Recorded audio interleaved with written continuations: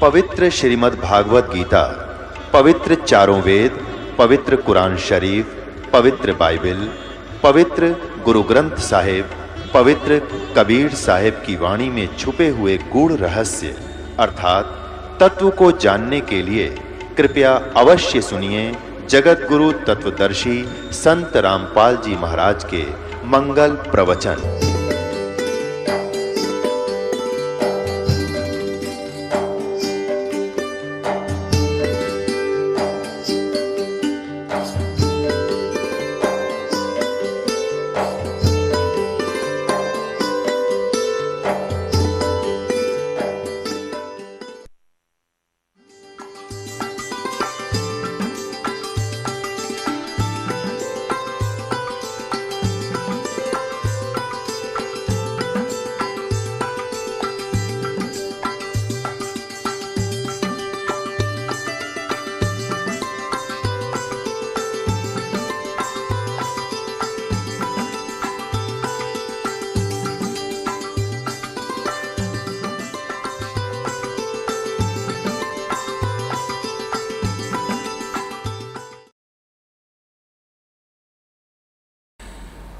कंठी माला सुमरणी बई पैरे से क्या हो, ऊपर डूंडा साध का अंतर रख्या खो।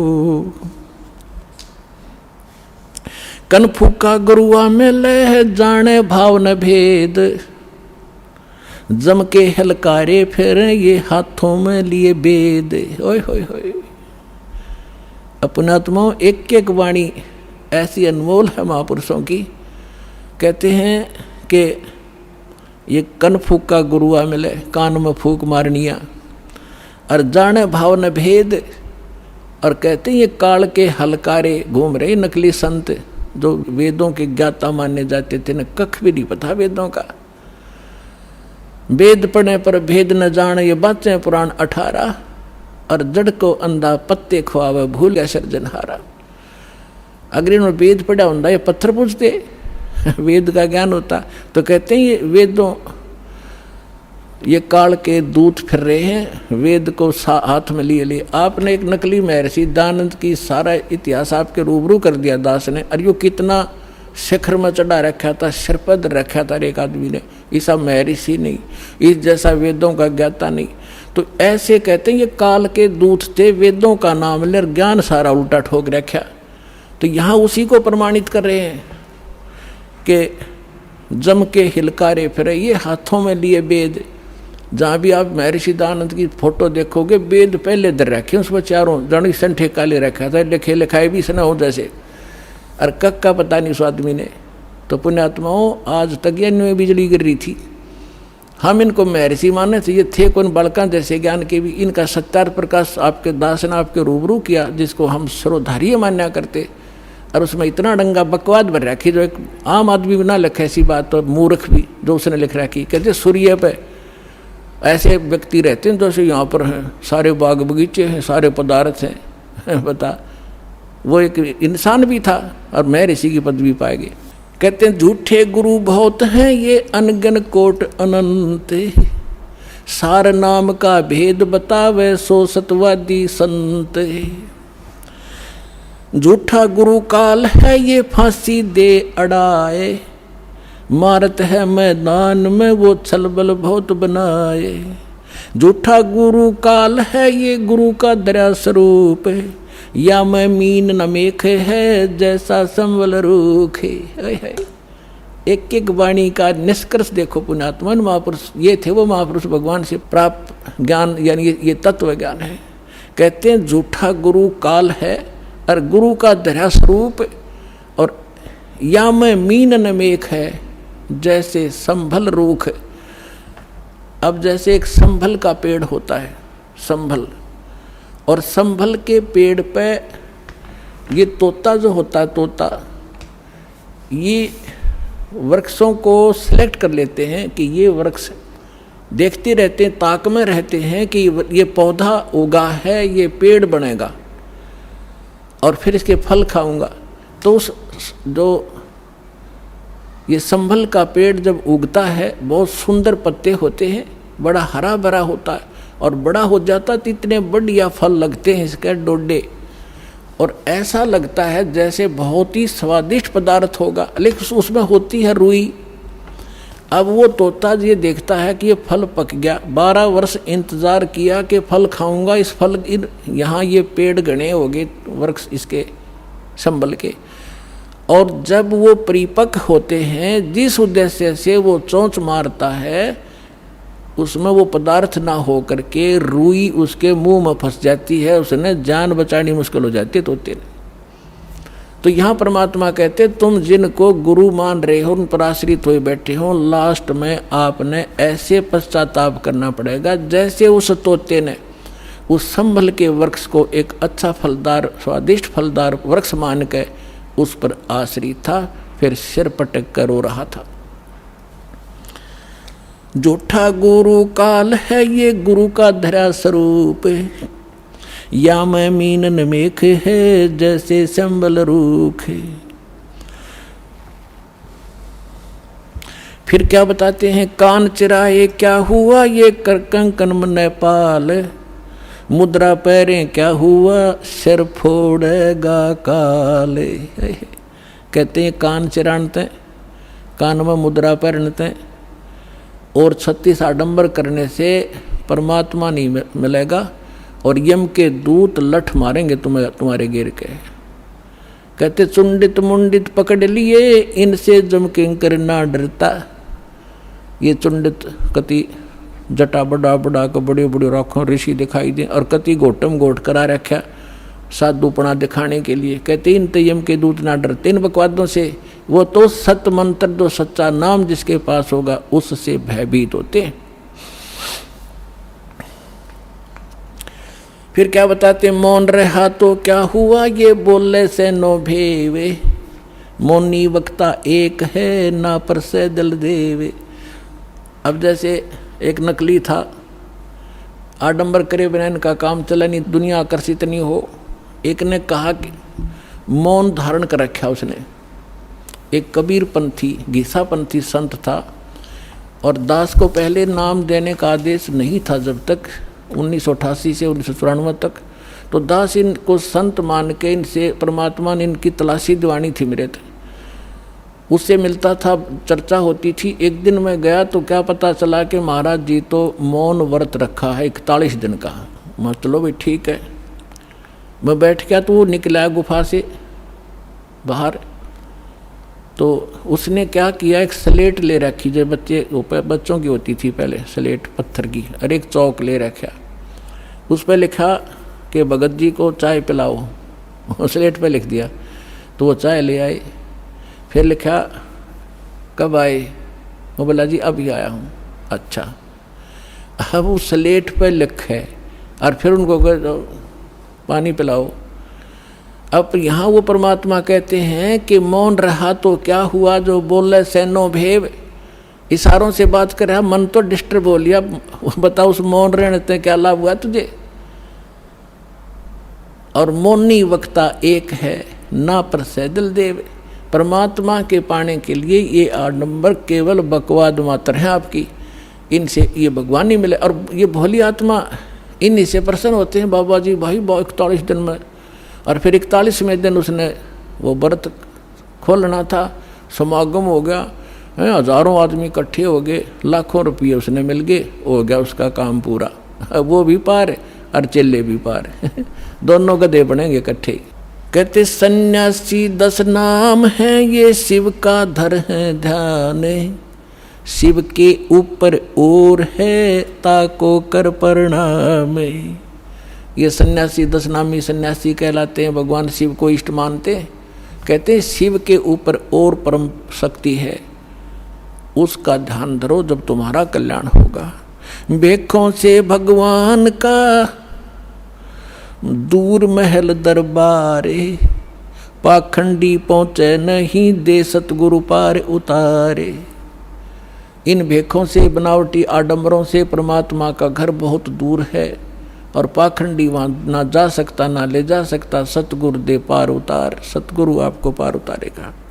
डंब करें डूंगर चढ़े अंतर झिन्नी झूले, जग जाने बंदगी करें ये बोवे सुलभ भूले। ओए आप देखते होंगे, हमने खूब देख रखा बिटर एक्सपीरियंस है दास का। क्या देखा करते,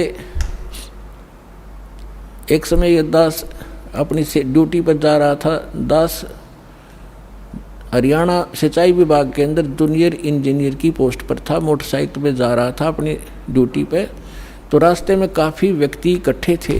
एक ऊंचा सा स्थान था गांव में बाहर, और उस जंगल था वहाँ पर। वहाँ क्या देखा, एक बाबा जी बैठा और दूर से दिखे 10-20 भगत बैठे। मैं भी चला गया उधर जाकर देखने के लिए। जब तक ये दास को ये ज्ञान नहीं था, साधु संत की ऐसे अट्रैक्शन होती थी। तो वहाँ बैठे काफ़ी लोग बैठे, दूना ला रखा, इन्होंने सुल्फे पीवे, भर भर चले वो भी पीवे, और जहाँ 10 रुपये चढ़ा दें। और तो अब वो ऊंचे पे न्यू बैठे, सब न दिखूँ ताकि मेरे पुजारी आ जाए। तो क्या है, तो यहाँ क्या कहते हैं, डंब करें, पाखंड करें और डूंगर चढ़े, यानी ऊपर ऊंचे स्थान पर टिल्ले पर जाकर बैठेंगे, और अंदर कोरी बकवाद अंतर झिन्नी झूल, और जग जाने यो बंदगी करे। आम जनसाधारण तो ये समझता है कि वो भगती कर रहा होगा, तो परमात्मा कहते हैं यो बो है सूल बबूल, ये तो अपने भविष्य में की करके कांटे बोन लाग रहा है, कर्म फोड़ रहा है अपने। डंब करें डूंगर चढ़े ये अंतर झिन्नी झूले, जग जाने बंदगी करे ये बोवे सूल बबूले। फिर कहते हैं माला मुक्ति न होते है, मुक्ति होत है नाम। इन माला से मुक्ति नहीं होगी, इस नाम से मोक्ष होगा। चाहे माला तो जप ले, चाहे बिना माला तो जप ले। केवल ये माला पैर के आडंबर करने ते बात नहीं बनेगी। अपने आत्माओं जैसे दास आज जो सत्संग एंड करेगा, उसी के कारण ये आगे चल के बात बिगड़ जाती है। जैसे थोड़ा सा उदाहरण देता हूँ, ये माला गल में पैरने की परंपरा कैसे चली। जब भक्ति किसी भी युग में कभी प्रारंभ हुई थी, परमात्मा आते हैं, थोड़ी बहुत भक्ति वो स्टार्ट कर जाते हैं, चाहे प्रथम मंत्र की ही थी, तो उस माला से जाप किया करते थे। तो पहले क्या करते थे, जेब कपड़े वस्त्र इसे होते नहीं थे, माला से जाप किया और माला को आदर के साथ गले में डाल लिया करते। वो लोग दिखावा नहीं था, वो सिर्फ अपना सुरक्षित स्थान और आदरणीय स्थान सीने से लटकी रहती थी, और जब उसकी आवश्यकता पड़ती उसको जब जाप कर लिया करते थे। तो जिसके गले में माला होती वो जाप करते थे। तो बगैर मर्यादा के उन मंत्र करने वालों से अगर किसी को दुआ निकल गई, वो सफल होगी। तो गृहस्थी आदमी ने को किसी ने आशीर्वाद दे दिया, उस माला वाले ने, जाप करनी ने, तो उसको लाभ हो गया। तो उनकी पूजा शुरू होगी, अपने घर घर बुलाने लगे। जब यह थोड़ी सी भक्ति डाउन होने लगती है, तो फिर ये पहचान मान ली कि जो गल में माला डाल रहा है ये भगत है, और इसकी पूजा सेवा करने से बहुत लाभ हो से। तो हम 2 भागों में बट गए।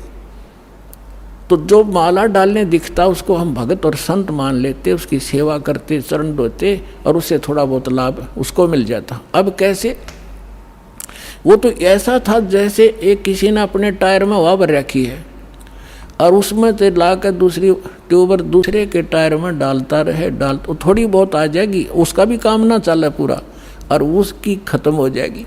तो ऐसे बात बिगड़ती चली गई। तो ऐसे हम इन नकलियों को जो गल में माला डाला करते, प्रारंभ में तो ये भगत थे, फिर मर्यादाहीन होने से अपनी संग्रहित कमाई को यहीं डिस्ट्रॉय कर जाया करते थे, और दोनों यहीं के यहीं रह जाते थे। तो इस प्रकार ये माला का वो प्रचलन चला था। तो फिर लोगों ने जब नो देखा कि माला जिसने डाल रखी है उसको भगत मानते हैं, फिर पाखंडी ने 2 डालनी शुरू कर दी। तो क्या कहा करता, को पूछता भाई 2 क्यों डाल रखी है भगत जी, के दोनों हाथों जप्या करूँ मैं। तो उन्होंने सोचा भाई यू और बड़ा भगत होगा तो उसकी और ज़्यादा पूजा शुरू होगी। तो जिसने फिर 3-3, 4-4 डालनी शुरू कर दी, तो 4 वाले ने ज़्यादा पसंद करने लग गया आम भोले भगत। तो न्यू भट्ठा बैठ गया। एक उस एक आश्रम के अंदर कुछ भगत, वो गांव वालों ने एक आश्रम बना रखा था, 5-7 कमरे बना रखे थे। इसी तरह हम ज्ञानहीन होने से हम इन नकलियों के मजदूर बने रहे। हम इनको ये थोड़ी बहुत भक्ति कर दे जैसी, और फिर हम उनसे सेवा करके रोटी टूका खुआ कर थोड़ा बहुत राहत हम ले लेते, हम इनके भिखारी बने रहा करते थे। अब दास चाहता है कि घर घर में सब धनवान हो, भगवान के खजाने में कोई कमी है? जो भक्ति करेगा वो धनी हो जाएगा, भगवान की भक्ति का सारे सुख आपको प्राप्त होंगे। हम क्यों किसी के मुंह की तरफ देखेंगे फिर? तो क्या था, उसमें 5-7 कमरे बना रखे थे। वहाँ पर साधु संत आया करते थे और गांव के लोग वहाँ सेवा करने जाते थे। तो वो क्या, किसकी सेवा करा करते? जो ज़्यादा भजन करता दिखे।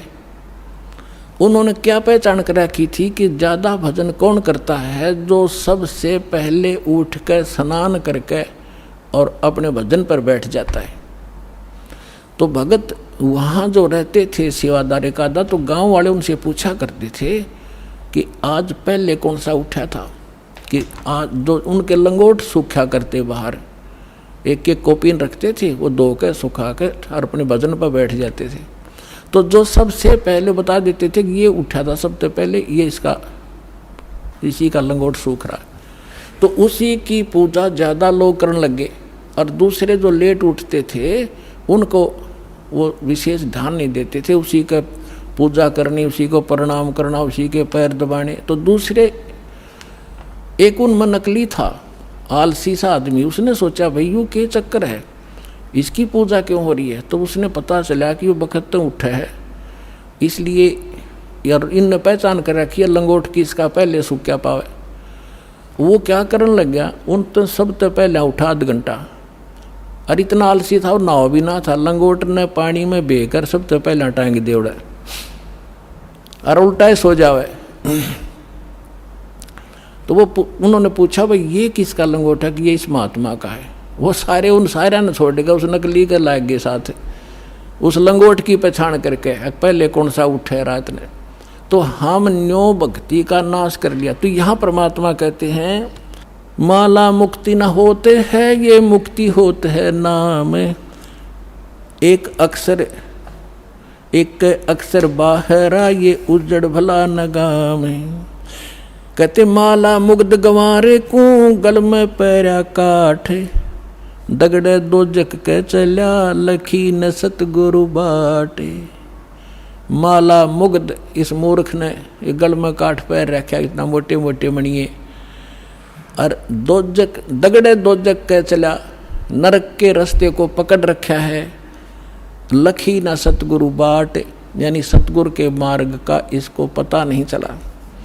मूंड मुंडावे मूर्खा, ये कर हैं घोट में घोटे। बार भेख बनावे ही, अंदर गिन अनगिन खोटे। ये मूंड मुंडावे मूर्खा, यानी उस तरह फिरा लेते हैं, कचकोला कोरा कटवा लेते हैं। और कर मूंड मुंडावे मूर्खा, और कर हैं घोट में घोट। और बाहर भेख दिखावे ही, बाहर तजनो दिखे बड़ा महात्मा होगा, अंदर अनगिन खोट।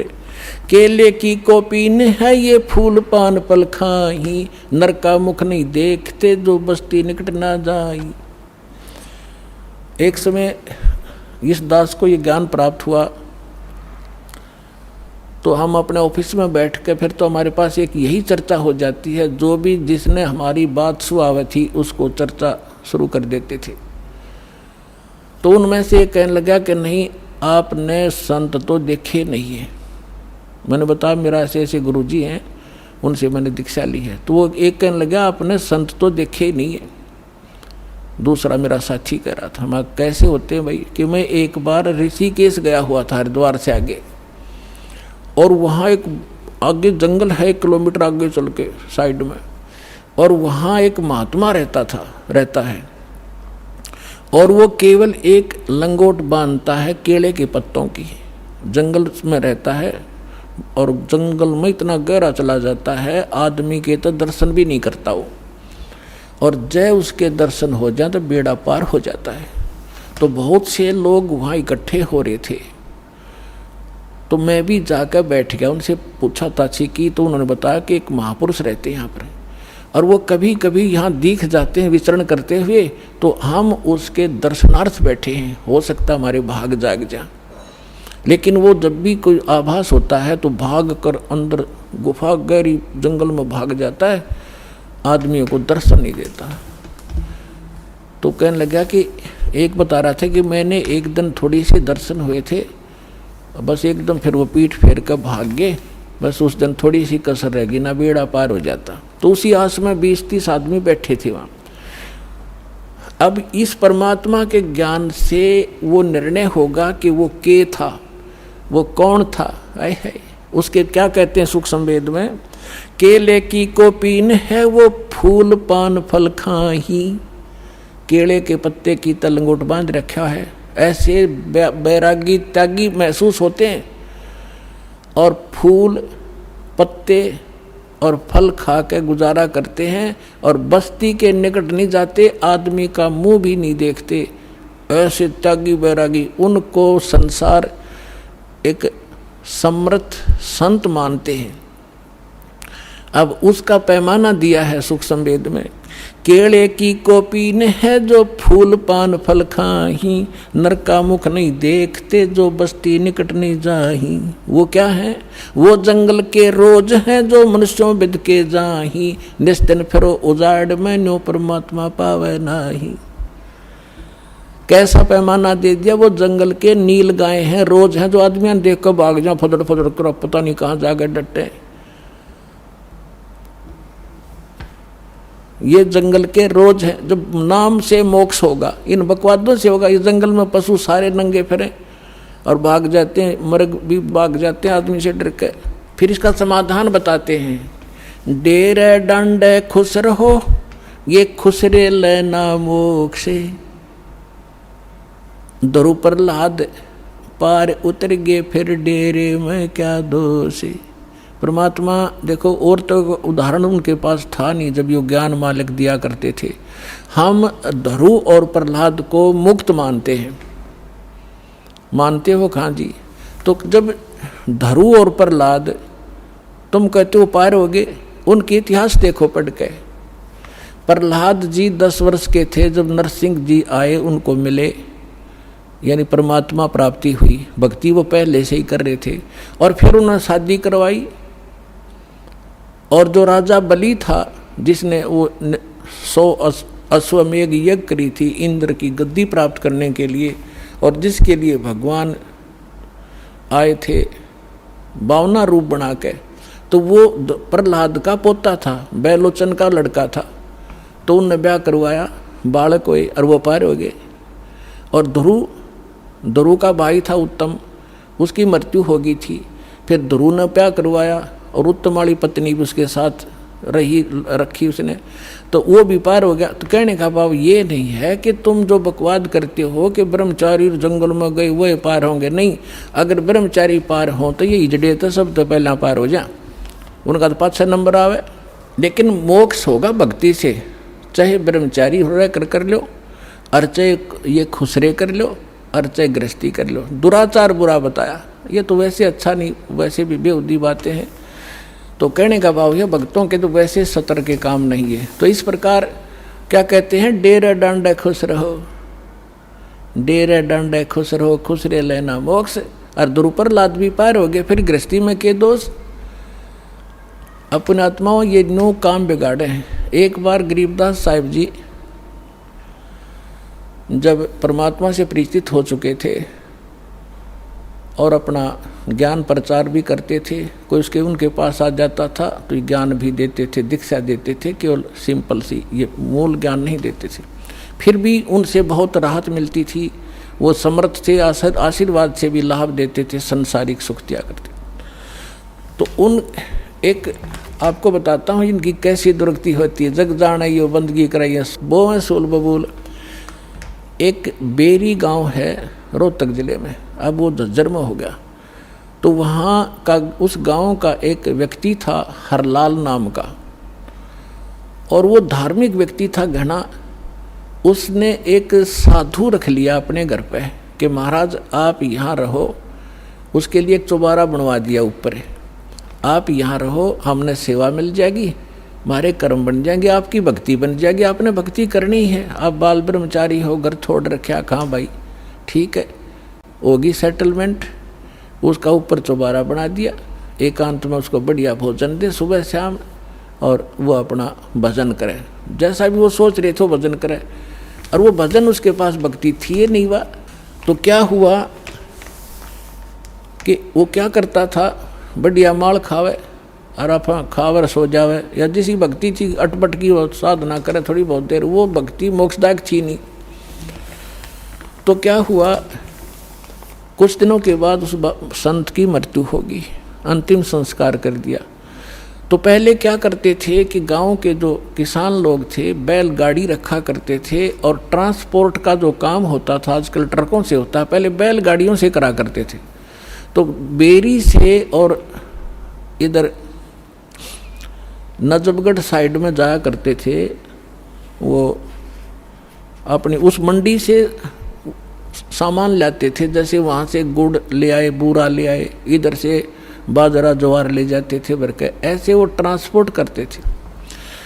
एक दिन गरीबदास साहिब जी उसी रास्ते पर, जो रास्ता गांव छुड़ानी से होकर बेरी से आगे जाता था नजफगढ़ साइड में, तो वहाँ कुआं था एक, उस कुएं पर बैठ कर गरीबदास जी स्नान कर रहे थे।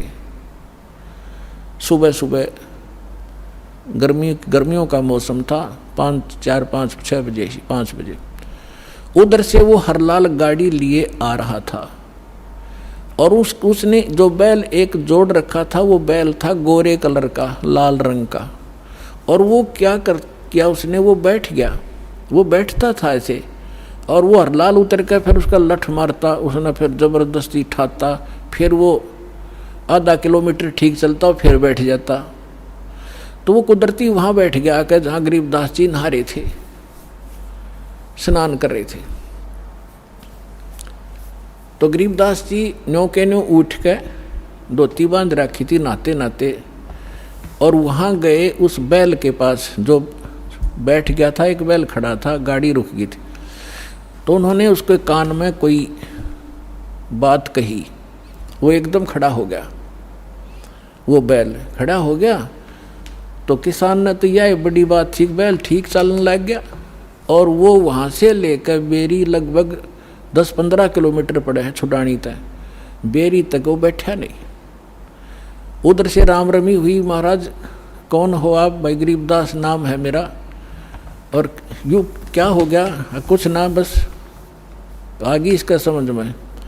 जब तो वो चला गया, फिर उसने जाकर देखा, उसका जब न्यों ना जची कि खड़ा हो गया जाते फिर बैठेगा थोड़ी दूरी पे, वो ना बैठा। तो फिर उसने पता करा भाई वो बैल ही भी इतना, इस दूसरे तो भी आगे चल रहा है, तो इतना तेज चल रहा है, क्या चक्कर है? उसने क्या कर दिया इसके कान में। तो वो वापस आया, जब उस गांव में रुक गया और पूछा वह गरीबदास कौन है? वो कुदरती परमात्मा वहीं आगे स्नान, वो गरीबदास जी उसी टाइम से स्नान, उसने नहीं सोचा इस टाइम से आया कर वो नान भगत और वहाँ मिल लेगा। तो जब वो स्नान करना आगे, पता था वो भगत किस लिए आ रहा है, वो तो परमात्मा से परिचित हो चुके थे। तो जब उसने देखा कि वो आदमी है जो उस दिन बैल के कान में कुछ इसने फूक फाक मारी थी, प्रणाम किया और पूछा भगत जी आपने इस बैल के कान में क्या बोल दिया? ये तो उसके बाद डटा नहीं डटता और ना बैठता, आप तो भाई पहुँचे हुए महात्मा हो। अब इतना गरीबदास जी का उसमें ज्ञान इतना था नहीं, क्योंकि हम घर का जोगी जोगड़ा और बाहर का जोगी सिद्ध, ये तुम्हारी पुरानी आदत है। तो गरीबदास जी ने कहा कि अब बैठ जा, बताऊंगा क्या कह दिया मैंने। आपके घर में चौबारे में एक बाबा जी रहा करता, संत भगत अखा जी रहता था। कहाँ गया वो? तो उस अरलाल भगत ने, किसान था वो जाट, उसने बताया जी वो तो मृत्यु को प्राप्त हो गया, 4-5 वर्ष हो गए। परमात्मा ने कहा कि ये बैल ओए है तेरा बाबा जी, इस नकली पर भक्ति बनी नहीं, सत साधना इसके पास थी नहीं, यू खावा था सोया था, नकली डड़े डोया था, कंकर पत्थर कट्टे करे, साधना ठीक नहीं थी। ये वही बाबा जी है, वो भगत जो घर छोड़ कर चला गया था, ब्रह्मचारी भी था, बैल बन कर गाड़ी खींच रहा है, क्योंकि तेरा खा रखा था, इसने पूरा करना पड़ेगा वापस। मैंने इसको ये कहा, भाई भगत जी चाहे तो लठ खा के इसका दे दे और चाहे अपना स्वभावक पूरा कर दे, पूरा करे पीछा छूटेगा तेरा। इसका समझ में आ गई, अब ये तेरे पूरे करेगा। अब पुणात्मा देखो, अब जो भी कोई साधना कर रहे हैं वो हैं परमात्मा के बच्चे, किसी ना किसी जन्म में वो मालिक के साथ रहे। आगे साधना नहीं मिलती तो वो 84 लाख योनियों में चले जाते। और परमात्मा ने वहाँ भी दया करा दी अपने गरीबदास जी के माध्यम से, अरलाल का मन फेर दिया कि अभी भगत था यो और यू बैल बन गया, इसकी दुर्भाग्य। पर आज के बाद इसने मैं गाड़ी में नहीं जोड़ूंगा, अलग से बांध दिया, चारा चरावे और बैठे रहे। देख परमात्मा ने भगत की वहाँ भी रक्षा कर दी और सुविधा दे दी, लेकिन भक्ति बिना क्या बने, अगला जन्म उसका सूर का होगा, फिर क्या सुविधा देंगे। तो पुण्यात्माओं ये सौभाग्य आपका, आपको अनमोल रत्न मिल रहा है, इसने संभाल कर रखियो। अब जो प्रसंग चल रहा था, दास आपको बता रहा था कि अब आपको वो अनमोल वस्तु मिल गई है जो आज तक किसी को प्राप्त नहीं हुई। आपका भक्ति धन थोड़ी ही साधना से अत्यधिक बन रहा, संग्रहित हो रहा है, और इसी भक्ति धन से आपको यहाँ की भौतिक सुविधाएं भी प्रयोग करनी है और आगे चलने के लिए भी इसको सुरक्षित रखना है, इसको बांटना नहीं। अपनात्मा कुछ दिनों के बाद जिसने 1-2 वर्ष साधना या कर ली भगवान की सत साधना, तो आपका जो भक्तिहीन हो जाओगे, आप किसी को आशीर्वाद दे दोगे ना, वो भी फलने लग जाएगा। आपके पंचर हो जाएगा और उसमें हवा भरने लग जाएगी, आप भी डाउन हो जाओगे, यही रह जाओगे, आपकी गाड़ी खड़ी हो जाएगी और उसने उसका लाभ होना नहीं, क्योंकि दोनों को फुल एयर चाहिएगी टायर में आगे गाड़ी बढ़ाने के लिए, और वो अलग सिस्टम है जो दास आपको दे रहा है। इससे पंप सारे भरो और अपनी गाड़ी चलाओ। एक दूसरे मूर्ख होगा जो अपने टायर में दूसरे के टायर में हवा भरे, दोनों कंडम हो जाओगे। तो इस साधना से हम ऐसे बिगड़ जाते हैं। जो प्रसंग चल रहा था कि ऐसे जो जन्म मनुष्य के होते हैं वो ऐसे होते हैं जो पुनकर्मी प्राणी है। जैसे अब ये भक्ति युग चला है, अभी 1-2 वर्ष और बाधा रहेगी, थोड़ी बहुत, ज़्यादा नहीं, क्योंकि समझदार हो, बुद्धिमान हो, सबको ज्ञान हो गया, अब कौन किसकी सुनेगा।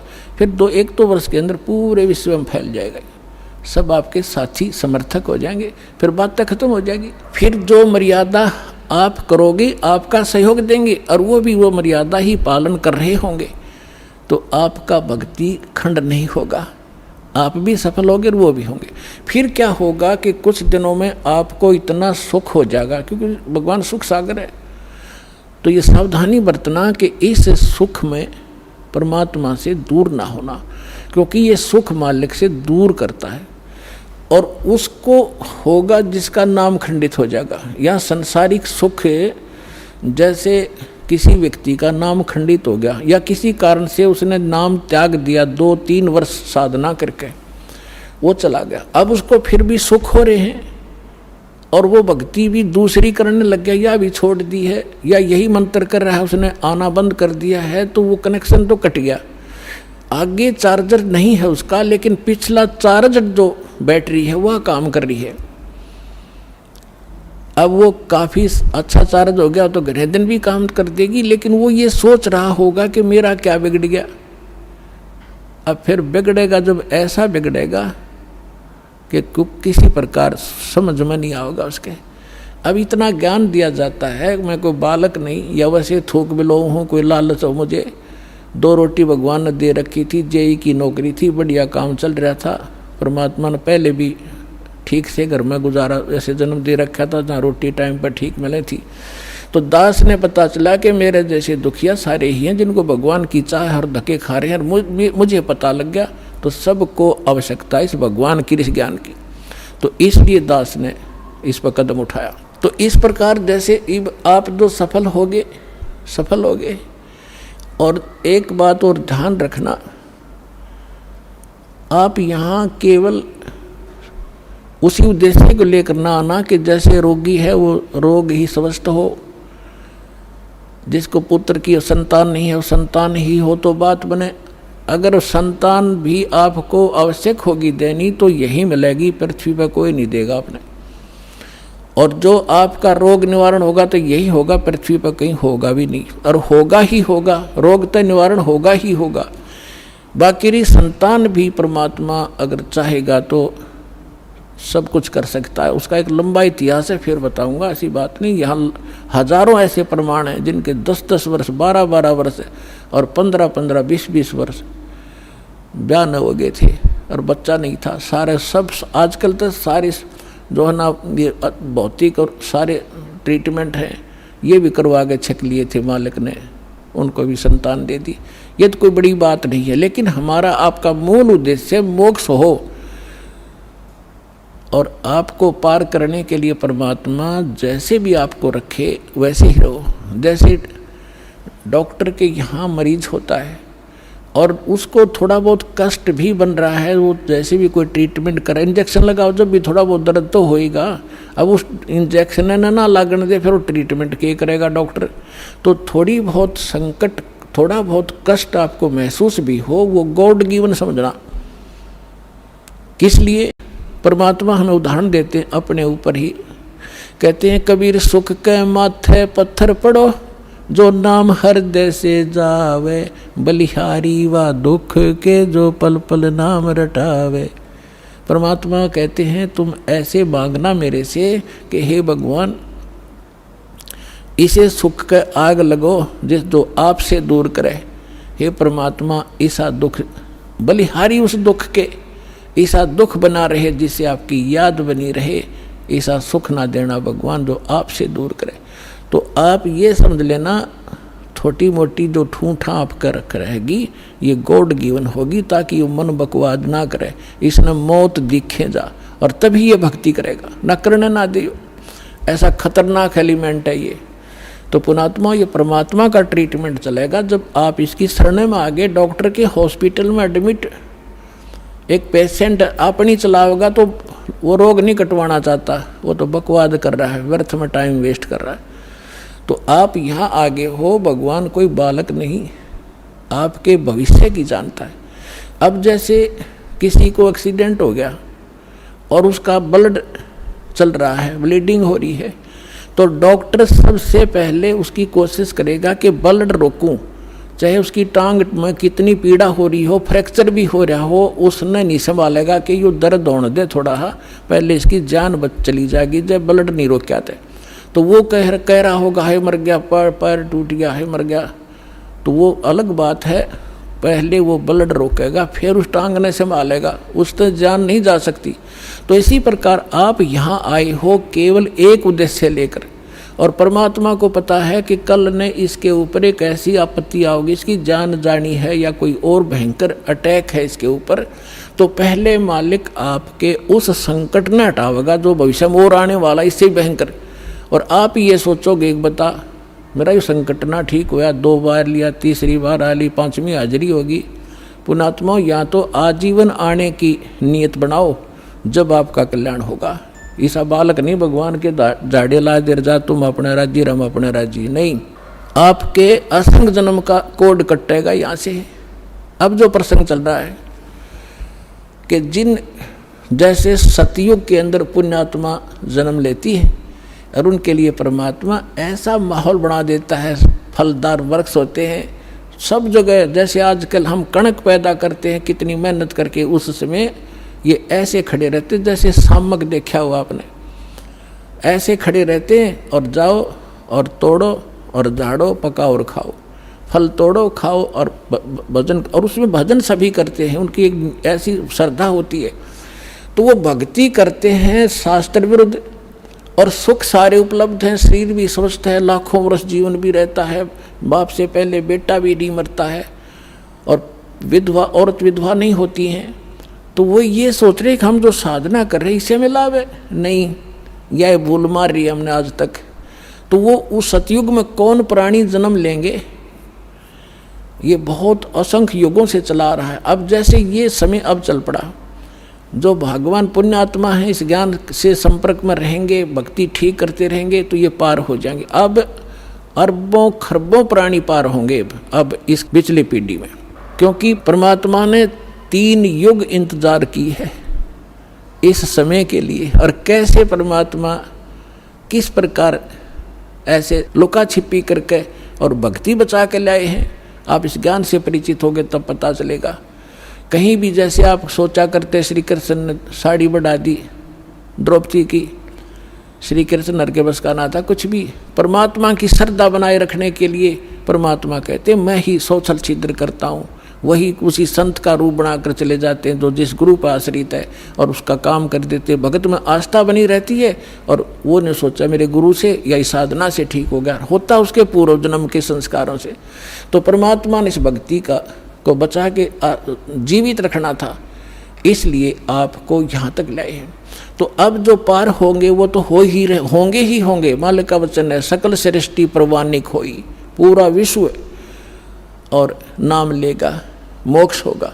फिर क्या होगा कि लास्ट में फिर ये तो स्वभाव है इस गंदे लोग का, एक फिर धीरे धीरे चाहकर परंपरा बिगड़ना शुरू हो जाती है।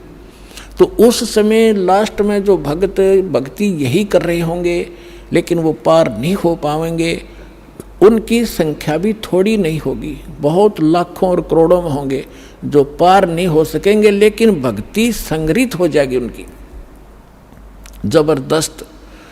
तो वो फिर क्या करेंगे, काल के हाथ चढ़ेंगे।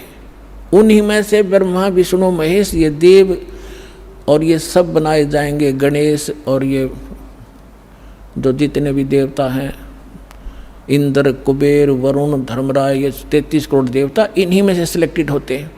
और फिर इनको ऊपर रखेगा, ऊपर के लोकों में इनकी पुण्य इनके साथ होंगे। फिर वहाँ इसका टैक्स है, अपना टैक्स अलग लेगा और अपना वह माल बेचेगा वो न्यारा।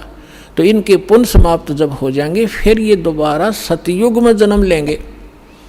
वो पिछले वाले जो ऊपर लुटन लग रहे हैं वो इस सतयुग में आएंगे और अब वाले फिर काफ़ी वर्षों के बाद वो आएंगे फिर सतयुग में। अब सतयुग में होंगे ये भक्ति संग्रहित प्राणी जो अब करेंगे शास्त्र अनुकूल साधना। अब मिली इनको, आज तक शास्त्र अनुकूल साधना नहीं थी। 4 युग का हिसाब लगा के देख लो जब किसी के पास आज तक ये शास्त्र अनुकूल साधना हो या भक्ति की हो किसी ने। तो भक्ति अभी शुरू होगी तो इनमें से बचे हुए फिर उसी गेड़ में आ गए। सतयुग में जन्म हुआ, फिर वही त्रेता में, द्वापर में, और फिर कलयुग के इसी समय में फिर दाव लगेगा इस मोक्ष का। और ईब चूकिए तो फिर वही चक्कर, इंद्र हजारों वर्ष युगों तक आप उड़े वह इंद्र की पोस्ट पर रहोगे, हजारों वर्षों तक देवताओं के स्वर्गलोक में अपना माल खाओगे, बर्बाद करोगे पूंजी को। और फिर यदि आगे भगवान फिर कोई संत नहीं मिले, इतने जन्म मनुष्य के होकर भी फिर आप 84 लाख योनियों में चक्कर खाओगे। तो ये आज का विषय था कि आज आपको वो दाव लगा है, इसको संभाल के रखना। आपको मानव शरीर प्राप्त हुआ है, आपको 600 वर्ष पहले परमात्मा आए थे तब भी आप मालिक के शरणों में थे। 64 लाख शेष थे, ये 64 लाख तक पहले आएंगे। उसके बाद फिर परमात्मा ने ये अपना प्रचार फैला दिया है। जैसे आपको बताया गया है कि ये वाणी उसको भी जैसे कागभूषण की कथा सुनाई थी, 6 महीने कथा सुनकर उसका थोड़ा सा असर हुआ कि नाम ले लूं, तो ये इतना प्रचार होगा इस वाणी का, आंधी सी उठेगी। तो वो जो टर्न वाइज भी जिनका नंबर मनुष्य का आया है वो कुछ दिन के बाद आ जाएंगे, शरण में आना पड़ेगा और इस प्रकार ये सबका मोक्ष होगा। बोलो सतगुरुदेव।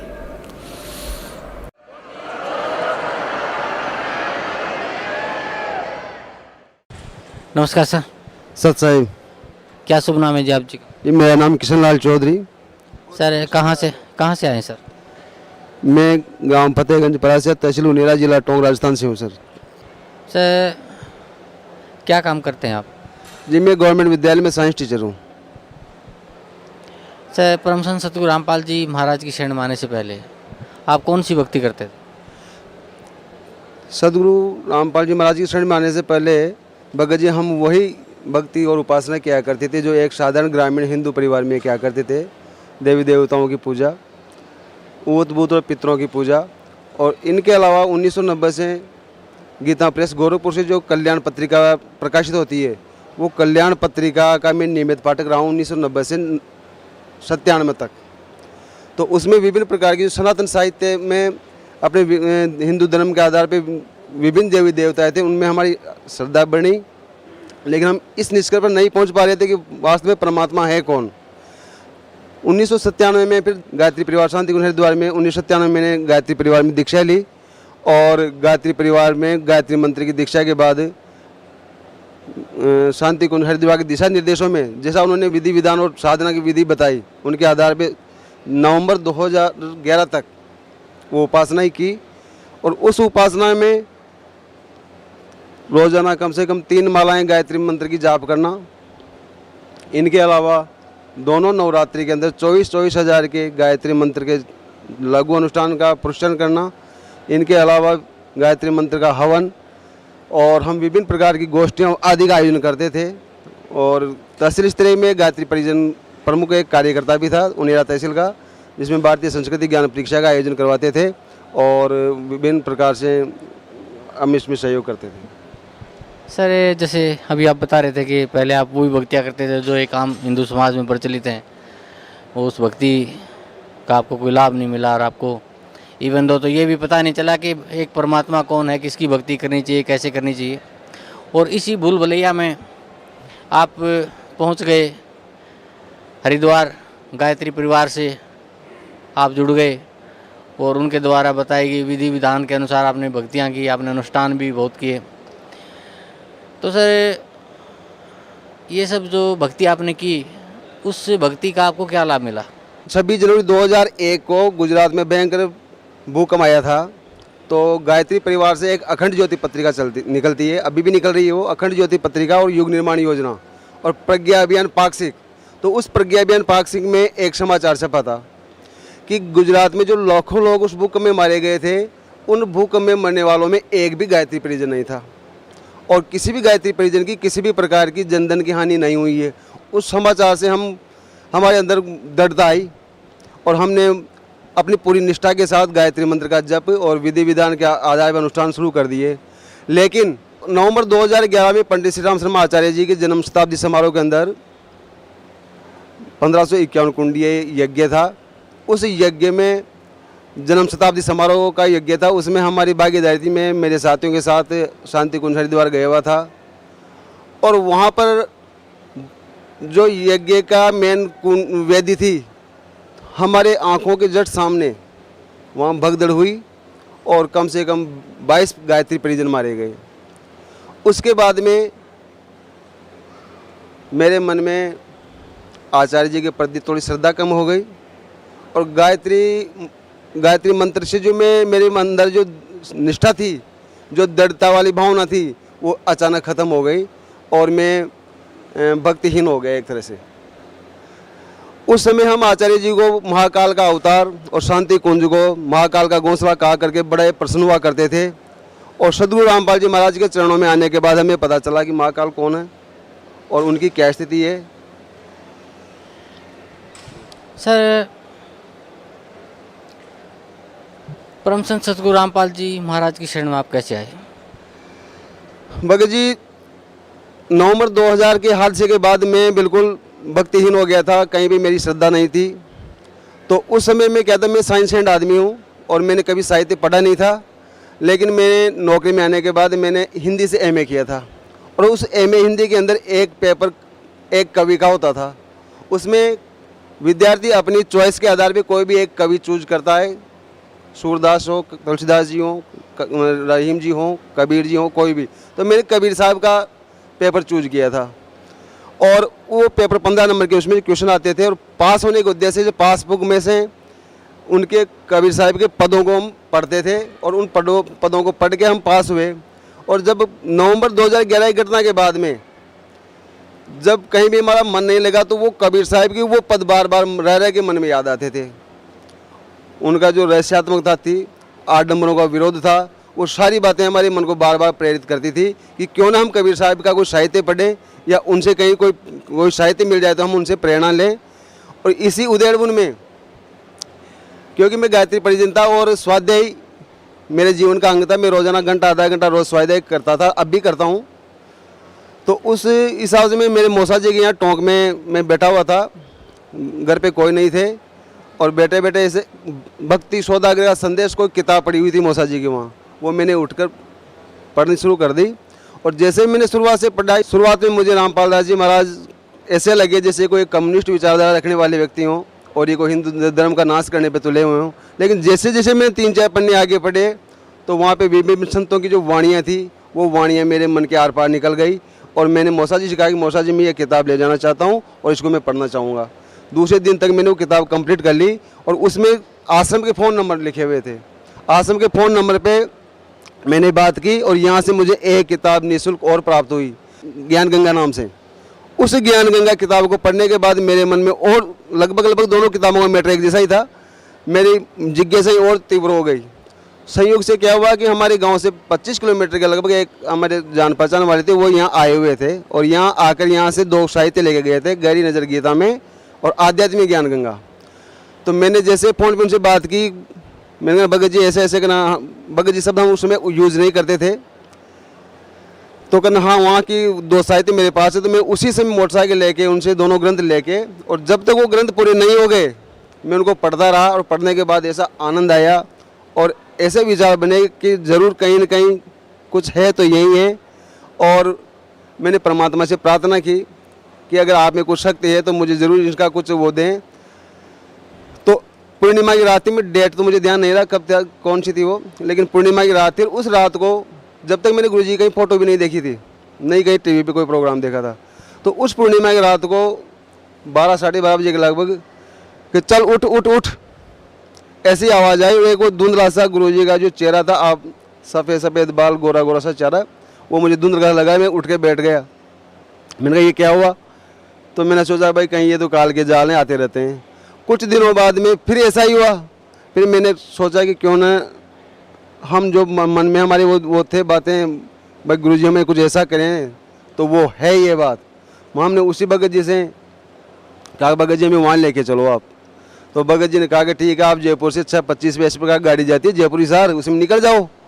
तो मैंने कहा नहीं, मैं कभी इधर गया नहीं, आप हमारे साथ चलो। तो भगत जी हमारे साथ आए और यहाँ पे हमने नाम दीक्षा ली। नाम दीक्षा लेने के बाद मुझे पता चला और एहसास हुआ कि वास्तव में कोई मूल मंत्र थे। प्रथम मंत्र में भी हमने पता चल गया कि मूल मंत्र थे, तो यही थे जो सदगुरु रामपाल जी महाराज ने हमें प्रदान किए हैं। सर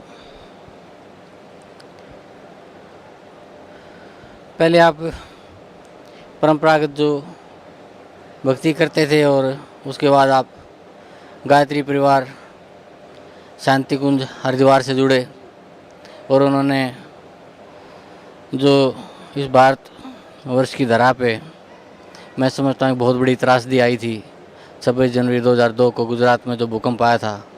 अपने भक्तों को मिसगाइड करने के लिए उन्होंने एक मिथ्या प्रचार किया कि उस भूकंप में जहाँ लाखों लोग मारे गए थे तो गायत्री परिवार से जुड़ा किसी साधक को कोई क्षति नहीं हुई। और अभी आप बता रहे थे कि उन्हीं के अनुष्ठान में जो उनका मेन अनुष्ठान था शांति कुंज हरिद्वार में, उसमें भगदड़ में 22 लोगों की जाने गई। तो उससे सबको देख के आपकी आंखों के आगे जो सब घटनाक्रम हुआ उससे देख के आप काफ़ी विचलित हुए और आप एक नास्तिकता के कगार पे चले गए, क्योंकि वो सबसे बड़ी मैं समझता हूँ कि मन को ठेस लगी कि एक झूठ का सहारा लिया गया गायत्री परिवार से सब समाज को जोड़ने के लिए कि हमारे भक्तों को वहाँ कुछ नहीं हुआ, और आपकी आंखों के सामने 22 लोग मृत्यु को प्राप्त हो गए। उसके बाद आप नास्तिक हो गए और फिर आप परम संत सतगुरु रामपाल जी महाराज की आपके ऊपर दया हुई कि उन्होंने आपको सोते से जगाया और सतलोक आश्रम बरवाला में ला के आपको वो सतभक्ति और शास्त्रानुकूल साधना दी, जिसे पाने के लिए बड़े बड़े साधक, बड़े बड़े ऋषि मुनि प्रयासरत रहते हैं, उन्होंने तपस्या भी करते हैं उसके लिए, लेकिन उस ज्ञान को वो छू भी नहीं पाते, प्राप्त करने की तो बात दूर है। वो सतगुरु रामपाल जी महाराज कहते हैं, जा दिन सतगुरु बेटिया ता दिन लेखे लाख, बाकी समय बर्बाद गया बिना गुरु के ज्ञान। जा दिन सतगुरु बेटिया ता दिन लेखा जान, बाकी समय बर्बाद गया बिना गुरु के ज्ञान। तो सर मुझे बड़ी दुख दुख है इस बात का कि आप जैसे समझदार व्यक्ति और इन आडंबर ढोंगियों के जाल में फंसे रहते हैं। खैर, परम संत सद्गुरु रामपाल जी महाराज ने आपके ऊपर दया की, उन्होंने आपको यथार्थ भक्ति दी। उस भक्ति को करते हुए आपको क्या लाभ मिला? सतगुरु रामपाल जी महाराज की शरण में मैं 4 जून 2012 को आया और उसके बाद मेरी दूसरी हाजिरी यहाँ लग गई थी और मैं मेरे निजी काम से यहाँ पे हनुमानगढ़ आया हुआ था। तो शाम को मैं घर से मोटरसाइकिल चलाता टोंक के लिए, टोंक से बस जयपुर के लिए आती है। तो जब मैं घर से चला तो मेरे दाएं पैर में यहाँ पे खुजली चल रही थी, थोड़ी सी सूजन थी, तो मैंने उस पर कोई विशेष ध्यान नहीं दिया और मैं रात भर सफ़र कर रहा, मैं बस में करके हनुमानगढ़ पहुँच गया। हनुमानगढ़ जब पहुँचा सुबह 5:30 बजे, तो वहाँ देखता हूँ मेरे पैर में ज़्यादा सूजन आ गई और मुझसे चलने में भी मतलब अब सामर्थ्य नहीं रही थी। वहाँ हम बैठ के कैंटीन में चाय पी रहे थे, तो चाय वाले ने कहा कि भाई साहब ये क्या हुआ, और उसमें 2 फलक भी हो गए थे। तो मैंने कहा भाई ये पता नहीं क्या हो गया, बैठे बैठे हम सारी रात बैठ के आ रहे हैं इसलिए सूजन आ गई। नहीं भाई साहब ऐसी कोई जहरीला कीड़ा खा गया। भाई मैंने कहा हो सकता है, मुझे तो पता नहीं कहाँ खा गया। तो हम उस दिन सारा काम करके वापस घर पे गए। शाम को घर पहुँचते ही मैंने आश्रम फ़ोन किया, एक भगत जी से फ़ोन किया, भगत जी ऐसे ऐसे मेरे साथ ऐसा हुआ है और हमारे गांव में इस प्रकार जहरीली कीड़े खाने इस पर तेजा जी महाराज के यहाँ जाते हैं और वहाँ पे जोत बत्ती वगैरह लगाते हैं। परमात्मा का साफ आदेश है कि जो कुछ भी करना है आपको परमात्मा के नाम से केवल कबीर परमेश्वर को करना है और किसी को कुछ नहीं करना है। तो यहाँ से मैं यही आदेश मिला कि आप हॉस्पिटल में दिखा सकते हैं, किसी के आप जाएंगे नहीं देवस्थान पे। तो मैंने रात घर वालों ने भी ये डिक्लेयर कर दिया कि भाई तेरे तो जहरीला कीड़ा खा गया और सुबह तो हालत ख़राब हो जाएगी तेरी, और सुबह आपको ज़रूर वहाँ तेजा महाराज के यहाँ लेके चलेंगे और जोत वो जलाएंगे। मैंने परमात्मा से रात को प्रार्थना की कि परमात्मा मेरी श्रद्धा को आप संबल देना, मेरी निष्ठा को दृढ़ करना। और रात भर में मेरे साथ जो कुछ हुआ भगत जी, परमात्मा ने रात को ही नींद में मुझे एक ऐसी कहानी सुनाई। मैं खुद एक किसान परिवार से हूँ। परमात्मा ने कहानी सुनाई कि बेटे मेरे ऐसे हमारे घर में 2 बैल थे और इस प्रकार एक बैल के पैर में कील लग गई और उस कील के लगने के कारण वो हाड़ी जो था उसका तो कील का ध्यान नहीं रहा और बैल का पैर सूज गया और बैल चलने में असमर्थ हो गया। फिर हम उसको वहाँ गांव में जो डॉक्टर थे जानवरों के उसको दिखाए तो डॉक्टरों ने बता दिया घुटनों पे दर्द और वहाँ पट्टियाँ बांधने शुरू कर दी। तो सदगुरुदेव जी कह रहे थे कि दर्द तो उसका पैरों के अंदर कील के कारण और हम इलाज करवाए थे घुटनों पर। इस प्रकार जो कहानी उन्होंने सुनाई तो मुझे ज़ोरदार हंसी आई और ज़ोरदार हंसी आई तो मेरे परिवार वाले सारे उठ के आ गए। कहा क्यों हंस रहा है भाई, क्या बात हो गई? मैंने कहा कि गुरुजी ने ऐसी कहानी सुनाई और जैसे ही मेरा ध्यान पैर पे गया सच मानिए एक मामूली मात्र भी वहाँ पे सूजन नहीं थी, बिल्कुल साफ। जबकि कम से कम हम मेडिकल के हिसाब से भी अगर उसको आराम मानते तो कम से कम 1 सप्ताह लगना चाहिए था। हाथों हाथ रात में ही उसको बिल्कुल साफ जैसे कुछ हुआ ही नहीं। इससे मेरी निष्ठा और दृढ़ हो गई। इसके अलावा ज्ञान गंगा पढ़ने के बाद भी हम यहाँ से 4G का एक कार्ड ले गए थे, तो हम परिवार वाले सारे सुनते थे बैठ के और उस कार्ड से हमें जो अलौकिक ज्ञान प्राप्त हुआ तो हमारे घर वालों की निष्ठा भी बढ़ गई। घर वाले भी कहा हमें भी लेके चलो, ये ज्ञान तो बड़ा तगड़ा है। घर वालों को मैं जिम में बिठा के यहाँ सबको नाम दान दिला ले गया। भगत जी क्या हुआ कि जैसे ही हम गांव गए वापस घर वाले आए थे, मेरे दोनों भाई छोटे बच्चे भी आए थे, दोनों माँ भी आई थी। हम वापस गए थे लेकिन हम एक भी ज्ञान गंगा की पुस्तक लेके नहीं जा पाए और दूसरे तीसरे दिन हमारे घर पे 2-3 मेहमान आ जाते हैं और वो हमने पोस्टर लगा रखा था वहाँ मकान में। पूछते हैं ये कौन है क्या है, तो हमने उनसे सारी बात बताई